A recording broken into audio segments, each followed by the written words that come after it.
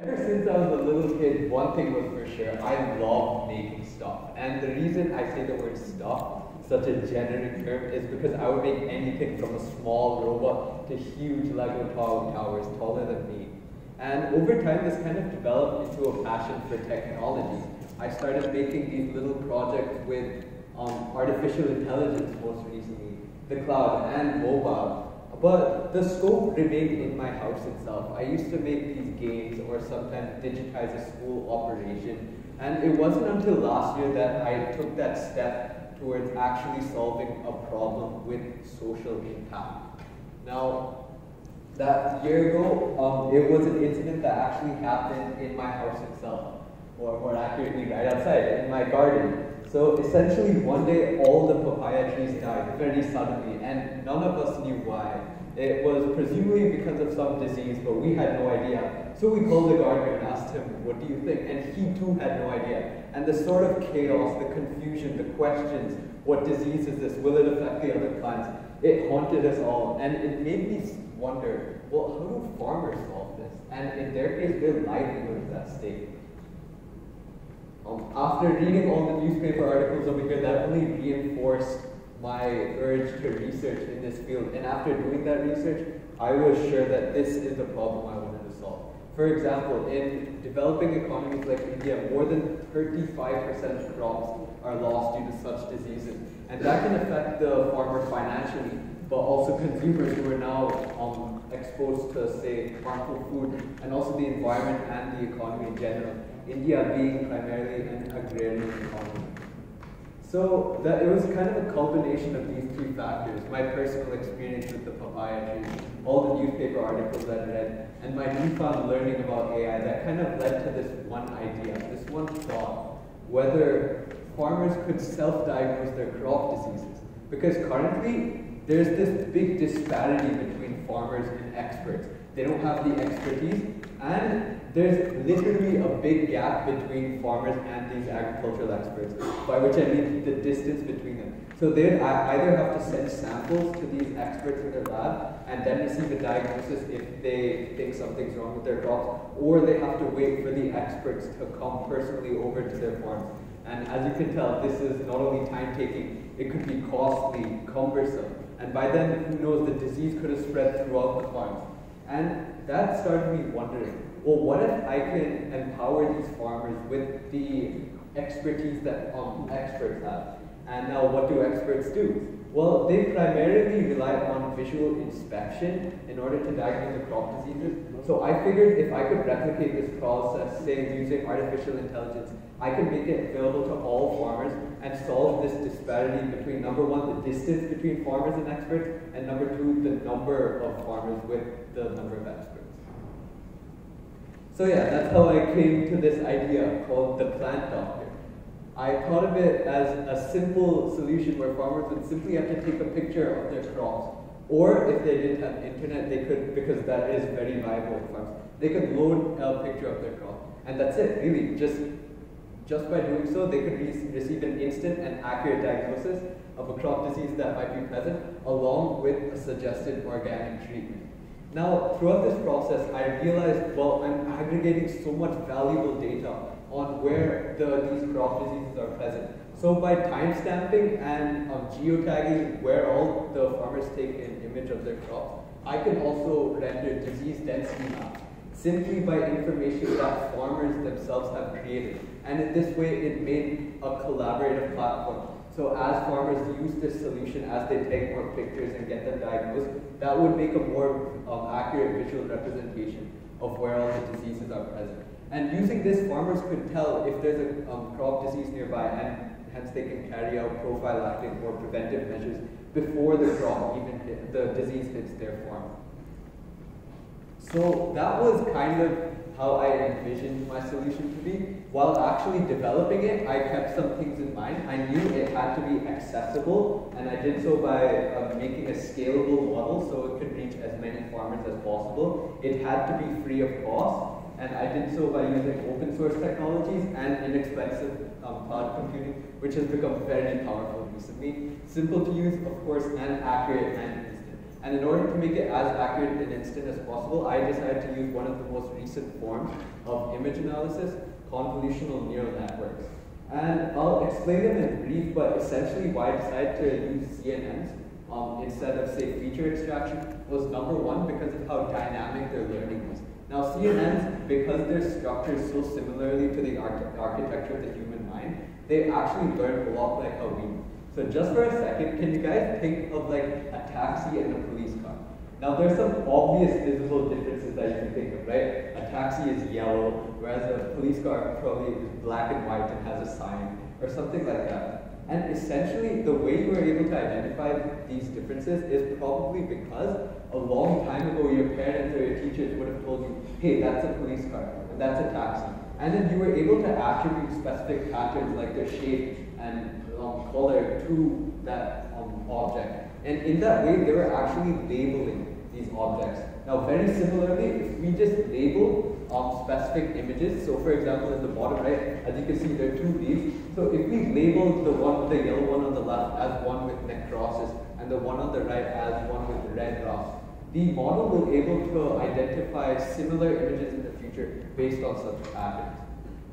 Now, of course, the diagnosis can't only consider visual symptoms. Experts also consider other factors such as the plant type and the time since sown, and I do so through the mobile app. So farmers can simply enter this because this is information that's generally known, and through this it's able to create a more holistic diagnosis. Now, apart from the diagnosis, there's also a forecasting model, and I work closely with the professor from the University of Agricultural Sciences. His name is Dr. Sana, in order to forecast the rate at which a crop disease can spread from a particular point where it's known to be. So, as I mentioned, I'm already aggregating this data on where crop diseases are. So now I can use that data to predict how far they will spread in the future based on various microclimatic factors such as temperature and humidity. And this is data that's already available on the internet. So by simply cooking up a web scraping algorithm, you can get this data very easily. So using this, for example, if a disease is known to, if a crop disease is known to happen in this place right here, I don't know why, this model will be able to predict that in the next month it can spread in a 5-kilometer radius from here. So if a farmer is within that radius, they can be notified automatically and apply preventive measures beforehand. So the system I made is made up of 3 components: the mobile app, the cloud platform, and the expert interface. As I mentioned, the mobile app simply allows farmers to take a few pictures of different parts of their crop, and after entering other information such as the plant type, they receive a diagnosis along with the suggested treatment. Now, they can also view disease density maps and the forecast spread of where the disease can be spread. Now, the cloud platform was the backbone to this, and essentially it offloaded all the computationally intensive processes off the mobile app and onto the cloud. And this is important because by doing so, this app is very light and it can be run on any mobile phone regardless of its processing power, and it can also avoid any compatibility issues. So this way, it's agnostic to any hardware or software. Now, what does this mean? Well, first of all, the CNN model, which is quite computationally intensive, that's all hosted on the cloud itself.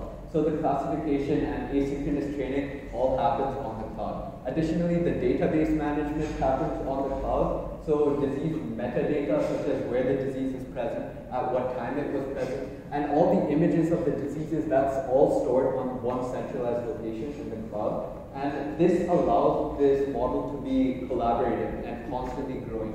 Now, what do I mean by this? Well, whenever a farmer takes a picture of their image and gets it diagnosed, it's actually used as an additional training data set to further improve the accuracy of the model. And in this way, again, as I said, as more farmers use this, it'll grow, become more accurate.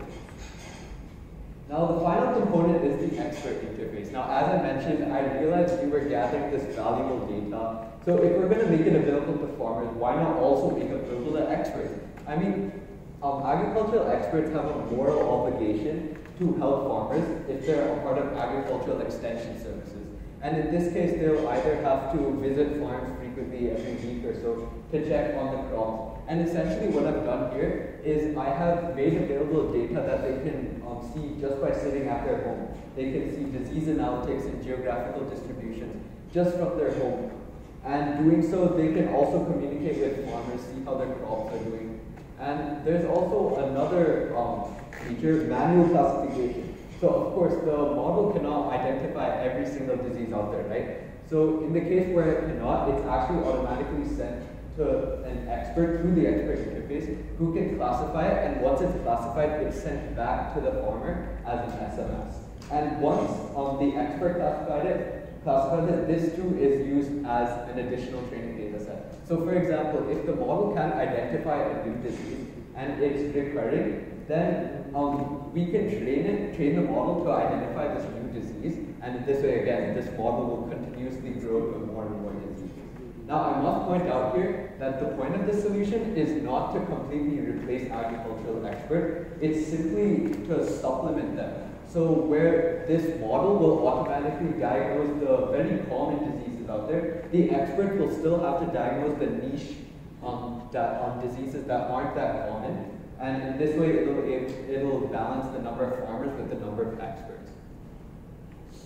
So in order to implement my end-to-end solution, I implemented the mobile app using Android SDK. The disease classifier and trainer was implemented using Google's open source library TensorFlow. The cloud database was implemented on AWS, the image database on Amazon S3, and the disease metadata was stored on an EC2 server. And finally, the expert interface was implemented using HTML with the Kibana dashboard to see all the analytics. So again, I must point out, a lot of this was open source, the other was very inexpensive, and that enabled me to make this free to all farmers. Now, I've performed various levels of experimentation to prove this idea both as a concept and an application in real life. And for this, I ended up carrying 3 experiments. In my first experiment, I wanted to prove that CMNs can be used for image-based diagnosis of crop diseases. So I took around 200 images of mango diseases from the internet. These were Foma blight, red rust, and a few others. And after training the model and classifying it, 95% of the images were classified correctly, proving that this concept of instant diagnosis can be done using CNNs. I also played around with the number of training steps and training images, and I was able to conclude with that with more training steps and more training images, I can obtain a higher accuracy, and I did do so in the following experiments. Now, in my second experiment, I wanted to scale it up, right? So I wanted to consider when it's deployed, it'll have to consider identify many more diseases. So I increased the number of diseases from 4 all the way till 21, and I took around 3,000 images of these diseases. Again, trained it and classified it, and 92.5% of the images were classified correctly, which is still sufficiently high. And I was also able to see that the few incorrect classifications were either due to low image quality or because the model was confused between two very similar diseases. And that's where I came up with the concept of this holistic diagnosis, where we consider other factors such as the plant type and the time since sown. Now, my final experiment, my third experiment, served as my case study in fieldwork. So the goal of this was to simulate this in real life, where farmers would actually use it with the model being trained on images taken from a farm. So I considered 3 types of plants, groundnut, grape, and tomato, based on their widespread economic importance and because of how susceptible they are to crop diseases. And after taking over 2,000 images along with the help of professors and their students, 100% of the images are classified correctly. So every single image that was diagnosed by the model was exactly the same as what it was diagnosed by a plant pathologist, proving that this can be deployed as a service available to all farmers. Now, of course, I couldn't have done this alone. I had help both in the agricultural aspect of this and the technological aspect. For the agricultural aspect, I had help from Dr. Prasanna Kumar from the University of Agricultural Sciences for the forecasting model, and Dr. Pranav Singh from Punjab Agricultural University for the diagnosis model, and for the technical help, I had help from Dr. Ashutosh. Now, I tried to make this project as innovative as possible in as many ways as possible. So it's one of the first integrated platforms where farmers can diagnose and track crop diseases, and it does so by having a successful implementation of CNNs. And I designed it so it can grow and improve organically. And as I explained, this is because it's collaborative in nature. As more farmers use it, the model improves because of the improved accuracy of the CNN model, and also because of the more accurate disease density maps. Additionally, it's mutually beneficial, right? And in a way, it's almost like crowdsourcing.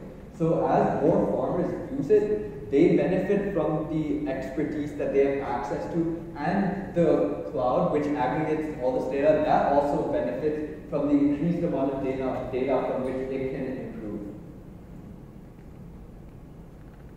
I guess you can say the hard work paid off, because this year I represented India, which was a huge honor in ISEF, the Intel. And I won, the project won various awards, including one from USAID, the United States Agency for International Development. Nationally as well, it won the Grand Award in Plant Sciences at IRIS, organized by Intel, and the first place in the country, organized by INSEF. And this experience was so enriching for me, and it kind of shaped my vision, not only for the future of this project, but for other projects that I would take forward in the future, to create technological solutions with wide impact in areas where it was needed most, such as agriculture and health. And it also taught me the importance of collaboration and how the cloud can help in this collaborative aspect, both in institutional collaboration, so collaborating with professors and pathologists, and also crowdsourcing, and how if everyone plays this little part, how they can build up to make this wider impact. So currently, I'm working on the large-scale development of this project since it is fully implemented. And in order to do so, first of all, I'm increasing the number of diseases it can identify, and I'm also working with the Ministry of Agriculture and Farmer Welfare to deploy this to all agricultural universities across India, so it can get it into farmers' hands as soon as possible. And I've decided to bring this work along with my other ventures under one umbrella called SAKU. And I don't know whether it'll be an NGO or just remain as a little venture, but the aim of this will be to enrich rural India with smart solutions using technology.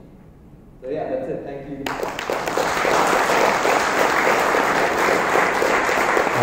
Thanks, Kaushik. An excellent presentation, relevant work.